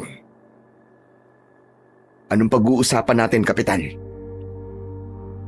Humihingi ako ng tawad sa mga pagsisinungaling ko sa'yo. Mula sa pagsira ng sasakyan mo, hanggang sa pagsira namin sa tulay, para hindi ka makaalis dito. Nakapag-isip-isip naman na ako kanina, Kapitan. At naiintindihan ko kung bakit kailangan yung gawin ng lahat ng yon. Kahit siguro ako nasa posisyon nyo, ay ganun din ang gagawin ko. Isa pa, gaya ng sinabi ko, ay wala na akong magagawa kundi gawin ang totoong dahilan kung bakit ako nasa lugar na ito. Maraming salamat sa pangunawa mo. Pero sana, ay huwag kang magalit sa tatay mo. Naniniwala ako na hindi kanya ipapadala rito kung alam niyang wala kang kakayahan na tulungan kami. Hindi rin po ako galit sa papa ko, Kapitan. Nung una, talagang nagulat ako. Pero isa yan sa mga napag-isip-isip ko. Tama po kayo. Hindi po ako ipapahamak ni Papa. Lalo na't nag-iisa niya lang akong anak. Siguro, ay nasabi na sa kanya noon ni Lolo ang totoong kayang gawin ng mutya na meron ako. Kaya ganun na lamang kalaki ang tiwala niya para papuntahin ako rito. Gusto ko rin palang humingi ng paumanin sa'yo. Kasama na ang lahat ng mga tao rito. Kung sinubukan ka naming atakihin nung nakaraang gabi, talagang kapag nagiging aswang kami, ay nawawalan kami ng kontrol sa aming mga sarili. Huwag po kayong mag-alala dahil gagawin ko po ang lahat para mawala na ang sumpa sa inyo ni Lucinda. Sandali, Kapitan, nakita niyo po ba si Isaac? Kanina ko pa po kasi siya hindi nakikita eh. Malapit nang gumabi pero hindi pa rin siya umuwi dito. Hindi ko rin alam kung nasaan ang batang yon. Pero huwag ka mag-alala. Malamang ay naglalaro lang yun sa kung saan. Madalas ay nasa gubat siya at doon siya naglalaro. Hindi ba delikado sa gubat? Kapag umaga, hindi naman. Tuwing gabi lang mapanganib doon, lalo na kapag bilog ang buwan. Siguro naman ay uuwi rin si Isaac maya-maya. Matapos namin mag-usap ni Kapitan Nardo, ay nagpaalam na siya sa akin. Dahil palubog na ang araw, ay nagdesisyon akong itigil muna ang pagsasanay ko. Nag-igib ako ng tubig sa balon para panligo ko. Bago ako pumasok sa banyo, ay hinubad ko ang mutya at isinabit ko yun sa puno ng kamyas, nakatabi mismo ng banyo. Pumasok na ako sa banyo. Hinubad ko ang lahat ng suot ko at nagsimula akong maligo. Sa gitna ng aking pagligo ay may kakaiba akong naramdaman. Kinabahan ako sa dahilang hindi ko alam. Itinigil ko muna ang pagligo at nagtapis ako ng tuwalya. Lumabas ako ng banyo at una kong tinignan ay ang kinaroroonan ng mutya ko. Laking gulat ko dahil wala na roon ng mutya. Hanggang sa may narinig akong tila tumatakbo sa unahan ng kubo. Mabilis akong tumakbo at nakita ko si Isaac na tumatakbo patungo sa gubat habang hawak ang mutya. Isaac! Bumalik ka rito! Ibalik mo sa akin ang mutya ko! Isaac! Hindi huminto sa pagtakbo si Isaac. Hinabol ko siya kahit nakatapis lamang ako ng tuwalya. Dahil sa mas mabilis akong tumakbo ay naabutan ko siya. Aksidente kong naitulak si Isaac na naging dahilan para mapasubsob siya. Agad kong pinihit si Isaac paharap sa akin. Inagaw ko sa kanya ang mutya at matagumpay kong nabawi yon sa kanya. Ano bang pumasok sa utak mo? At naisipan mong kunin to? Akin na yan. Kailangan ko yan para mabuhay ulit ang nanay ko. Ano ka mo? Kuya, gusto kong makasama ulit si nanay. Kaya ibigay mo sa akin yan. Hindi kayang bumuhay ng patay ang mutya na to. Hindi nga. Pero si Lucinda, kaya niya. Sandali. Inutusan ka ba ni Lucinda para nakawin sa akin ng mutya? Kinausap niya ako kanina dito sa gubat. Ang sabi niya, kapag kinuha ko yan at ibinigay sa kanya, ay bubuhayin po niya ang nanay ko. At naniwala ka naman sa kanya. Mag-isip ka nga, Isaac. Kahit gaano kalakas si Lucinda, ay hindi niya kayang bumuhay ng patay. Gusto niya na nakawin mo to para magawa niya akong saktan at patayin. Ginamit niya ang kalungkutan na meron ka at nilinlang ka lang niya. Pero si nanay, gusto ko siya uling makasama. Alam kong napakasakit para sa'yo ng pagkamatay ng nanay mo. Naiintindihan kita, Isaac. Dahil gaya mo, patay na rin ang nanay ko. At kahit matagal na siyang wala, ay may mga pagkakataon na humihiling ako na sana ay makasama ko ulit siya. Pero may mga pangyayari na hindi natin pwedeng balikan.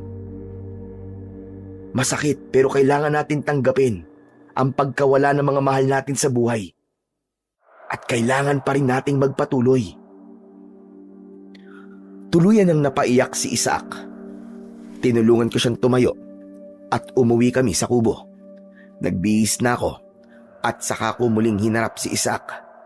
Nang sandaling yon ay humupa na ang kanyang emosyon. Isaac, huwag mong kakalimutan na kalaban natin si Lucinda. Lahat ay gagawin niya para hindi tayo magtagumpay na patayin siya. Malinaw na ang pangako niyang bubuhayin niya ang nanay mo kapalit ng aking mutya ay isang uri lang ng panluloko. Hindi niya kayang buhayin ng nanay mo at sigurado ako sa bagay na yun. Sorry, kuya. Sorry po kung naniwala po kay Lucinda. Gusto ko lang talaga kasing makasama ang nanay ko. Nakakalungkot kasing mag-isa eh. Hindi ka mag-isa, Isaac. Nandito ako at si Kapitan Nardo. Pwede mo kaming lapitan o kaya kausapin kapag nalulungkot ka. Pero sigurado ka ba na kaya mong talunin si Lucinda, kuya? Para hindi na maging aswang ang mga tao rito. Isaac, gagawin ko ang lahat ng makakaya ko. Gaya ng sinabi ni Kapitan, ay hindi ako pwedeng maging kampante kahit meron akong makapangyarihang mutya. Kung hindi ako kayang saktan ni Lucinda, ay maaaring ang mga tao rito ang pagbalingan niya. Pero may naisip akong gagawin natin. Natin? Ibig sabihin kasama mo ko? Oo. Total, sinubukan tayong paglaruan ni Lucinda, di ba? Kaya ganun din ang gagawin natin sa kanya. Sandali, dito ka lang, huwag kang aalis. May hahanapin lang ako. Kinuha ko ang susi ng truck at saka ako pumunta doon. Binuksan ko ang likod ng truck at hinanap ko ang kahon kung saan nakalagay ang mga peking alahas na ibinibenta ko. Naghanap ako roon ng isang kwintas na may palawit na kamukha ng aking mutya. Napangiti ako nang may nakita ko na gaya ng hinahanap ko.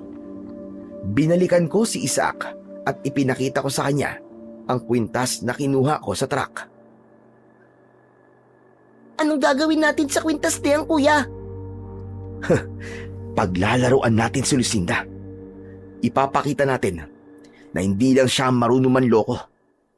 Makikipagkita ka sa kanya ngayon kung saan dapat kayo magkikita. Pero itong pangkaraniwang kwintas ang ibibigay mo sa kanya. Pero baka patayin niya ako kapag nalaman niyang peke ang ibibigay ko sa kanya. Akong bahala. Makinig ka lang sa sasabihin ko at sigurado ako na hindi ka mapapahamak. Magtiwala ka sa akin dahil hindi ko hahayaan na dumapo kahit dulo ng dugo ni Lucinda sa'yo. Ipinaliwanag ko kay Isaac ang planong naisip ko. Habang nagsasalita ako ay napansin ko na unti-unting nawawala ang takot ni Isaac. Pagkatapos kong sabihin sa kanya Ang kabuuan ng aking plano ay walang pagdadalawang isip na pumayag siya sa gusto kong gawin naming dalawa. Matyaga kami naghintay ni Isaac sa pagsapit ng gabi. Bandang 10:00 ng gabi ay magkasama kaming lumabas ng bahay. Nakasukbit sa bewang ko ang itak na nakalagay sa kaluban. Nakaabang sa amin ang mga aswang sa labas, pero dahil sa suot ko ang mutya ay hindi nila kami magawang malapitan. Pagdating sa gubat ay hindi na kami sinundan ng mga aswang. Huminto kami sandali at hinubad ko ang mutya. Isinabit ko yun sa leeg ni Isaac at itinago ko yun sa loob ng kanyang damit. Matapos yun ay nauna nang naglakad si Isaac papunta sa lugar kung saan sila magkikita ni Lucinda. Sinundan ko si Isaac, pero siniguro ko na hindi ako makikita ni Lucinda dahil kapag nakita niya agad ako ay mabubulilyaso ang panlulokong gagawin namin ni Isaac.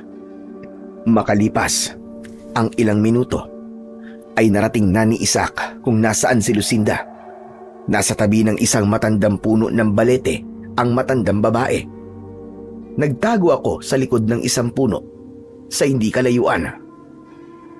Bakit ngayon ka lang? Alam mo ba, na kanina pa ako naghihintay sa'yo. Pasensya ka na po. Ano po kasi, nahirapan po akong kunin kay Kuya Amir yung kanyang mutya.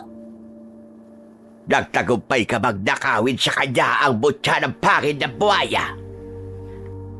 Opo, nakuha ko po ang mutya. Nang di niya po namamalayan. Inilabas ni Isaac mula sa bulsa ng kanyang shorts ang pangkaraniwang kwintas at nakita ko na mas nanlaki ang mga mata ni Lucinda. Mahusay!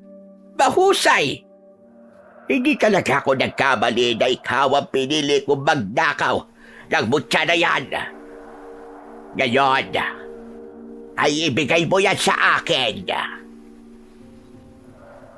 Bago ko po ito ibigay sa inyo, gusto ko po munang makasiguro. Nabubuhayin mo talaga ang nanay ko. Oo, nagangako ko sa'yo na sa sandaling ibigay mo sa akin ng mutya, ay agad ko bubuhayin ang nanay mo. Magkakasama na kayong dalawa habang buhay. Hindi ba't yun naman talaga gusto mo mangyari doon pa man? Kaya akin na ang mutya ng pangit na buhaya bago pa magbago ang isip ko. Sige po, ibibigay ko na po sa inyo ang mutya ni Kuya Amir. Malakas na ibinato ni Isaac ang pangkaraniwang kwintas at bumagsak yon sa paanan ni Lucinda. Agad niya yung kinuha at isang malakas na halakhak ang kanyang pinakawalan. Ngayong nasa iyo na ang mutya, tuparin mo na ang ipinangako mo. Buhayin mo na ang nanay ko. Isa kang uto-uto. Paano ko bubuhay ng nanay mo? Gayong wala akong kakayahan na bumuhay ng patay. Niloko lang kita, bata. Hindi mo na makakasama ang nanay mo. Tama nga si Kuya Amir. Niloloko mo lang ako. Pero mabuti na lang. At hindi ang totoong mutya ang ibinigay ko sa'yo. Naisahan din kita. Anong sinabi mo? Sandali. Aba, hindi nga ito ang mutya ni Amir. Hindi ito ang mutya ng pangilang buhaya. Walang yakang bata ka. Niloko ba ka? Bakit? Ikaw naman ang unang nanloko sa atin dalawa. Kaya dapat lang kitang gantian ng panluloko din. Hayop kang bata ka. Pagsisisihan mo itong ginawa mo sa akin. Galit na sumigaw si Lucinda at sa isang kisap mata ay nag-anyong aswang siya. Sinugod niya ang batang si Isaac. Hindi naman umalis si Isaac sa kanyang kinatatayuan. Nang akmang itatarak na ni Lucinda ang matulis na dulo ng tungkod nito kay Isaac, ay bigla itong tumalsik palayo. May pagtatakang tumayo si Lucinda. Ano ito? Ano nangyari? Bakit parang maging ikaw ay may proteksyon na rin mula sa akin? Lumabas na ako sa aking pinagtataguan at naglakad palapit kay Isaac. Mas lalong nagulat si Lucinda nang hinubad ni Isaac ang mutya. Ibinigay niya yon sa akin at ako naman ang nagsuot nun sa aking leeg. Mabilis na tumakbo si Isaac at agad siyang nagtago sa kung saan. Dahil suot niya kanina ang aking mutya, kaya hindi mo siya nasaktan. Nagulat ka ba na nagawa ka namin paglaruan? Hindi mo ba inakala na kaya kang lokohin ng isang batang paslit? Hindi ko kayo mapapatawad. Bakit hindi mo ko labanan nang wala kang ginagamit na mutya?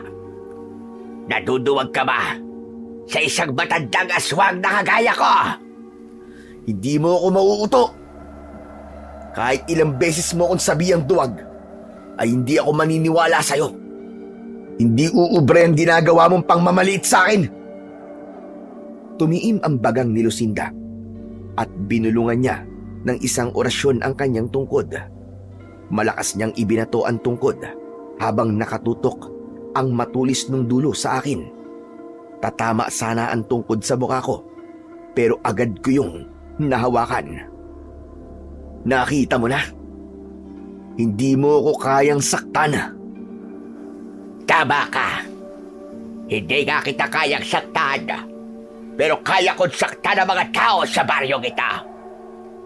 Mas patitindihin ko ang sumpa ko sa kanila. At kahit ang batang kasama mo ay tatamaan ang sumpang yon. Dahil nandito na siya sa lugar na ito. Mabilis na umusal ng isang orasyon si Lucinda. Alam ko na hindi ko maaaring hayaan na matapos niya ang orasyon.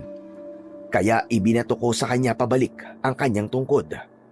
Bumaon yun sa dibdib ng aswang at bumulwak ang dugo sa kanyang bibig.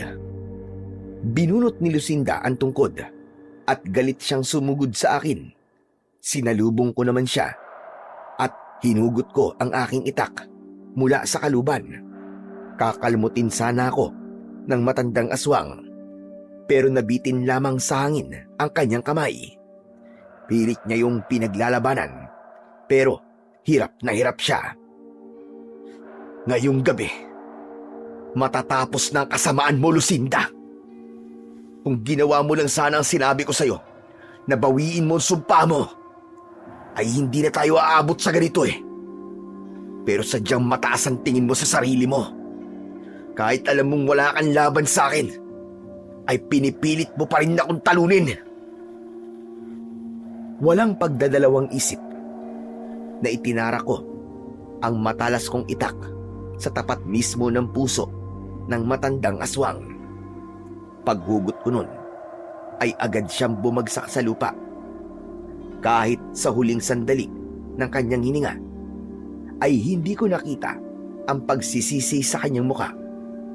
Matalim pa rin ang mga mata niya habang nakatingin sa akin hanggang sa tuluyan na siyang nalagutan ng hininga. Doon na lumapit si Isaac sa akin at tinignan niya ang walang buhay na katawan ng mangkukulam na aswang.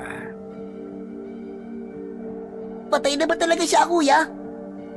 Oo, sa tindi ng mga sugat niya, ay sigurado ako na hindi na mabubuhay yan. Ibig sabihin, wala na ang sumpa ni Lucinda.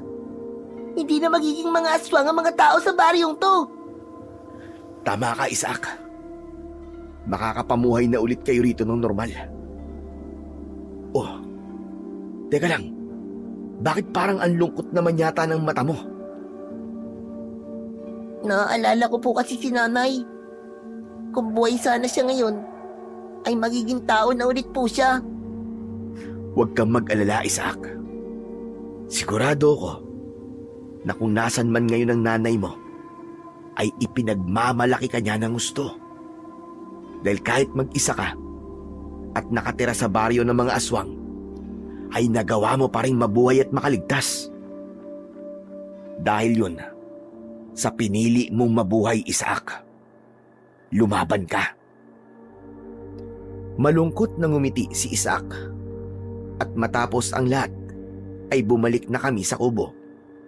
Nang dahil sa pagod ay agad kaming nakatulog nang magkatabi sa papag.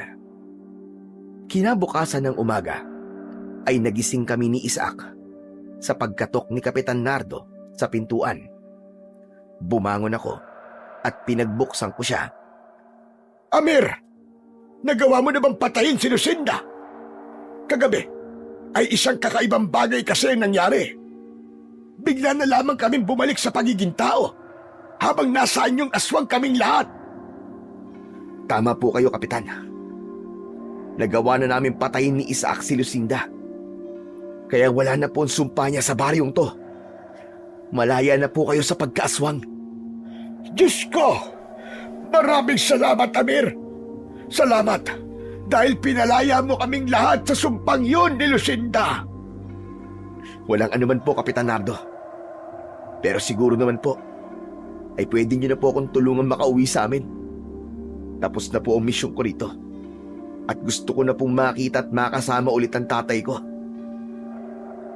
Gaya ng ipinangako ni Kapitan Nardo, ay pinagtulungang ayusin ng mga kalalakihan sa baryo ang nasirang tulay. Bago ko umalis, ay nagpasalamat pa sa akin ang lahat. Ipinamahagi ko na ang mga gamit na dapat ay ibibenta ko at sinabi ko sa kanila na hindi na nila kailangang bayaran pa ang kanilang mga utang. Iniwan ko na rin ang truck dahil hindi ko na yun magagamit sa pag-alis. Naging mabigat para sa akin ang pag-alis ko sa baryong yun dahil sa maikling panahon ay napalapit na ako kina Kapitan Nardo at Isaac na itinuring ko na ding parang pamilya. Pagbalik ko sa Maynila ay humingi ng tawad ang aking ama sa akin. Ngunit sinabi ko na hindi ako galit sa kanya. Masaya kong ibinalita na nagtagumpay akong alisin ang sumpa ni Lucinda sa baryong yon. Hindi ko kinalimutan ang lugar na yon at nagpapabalik-balik ako roon.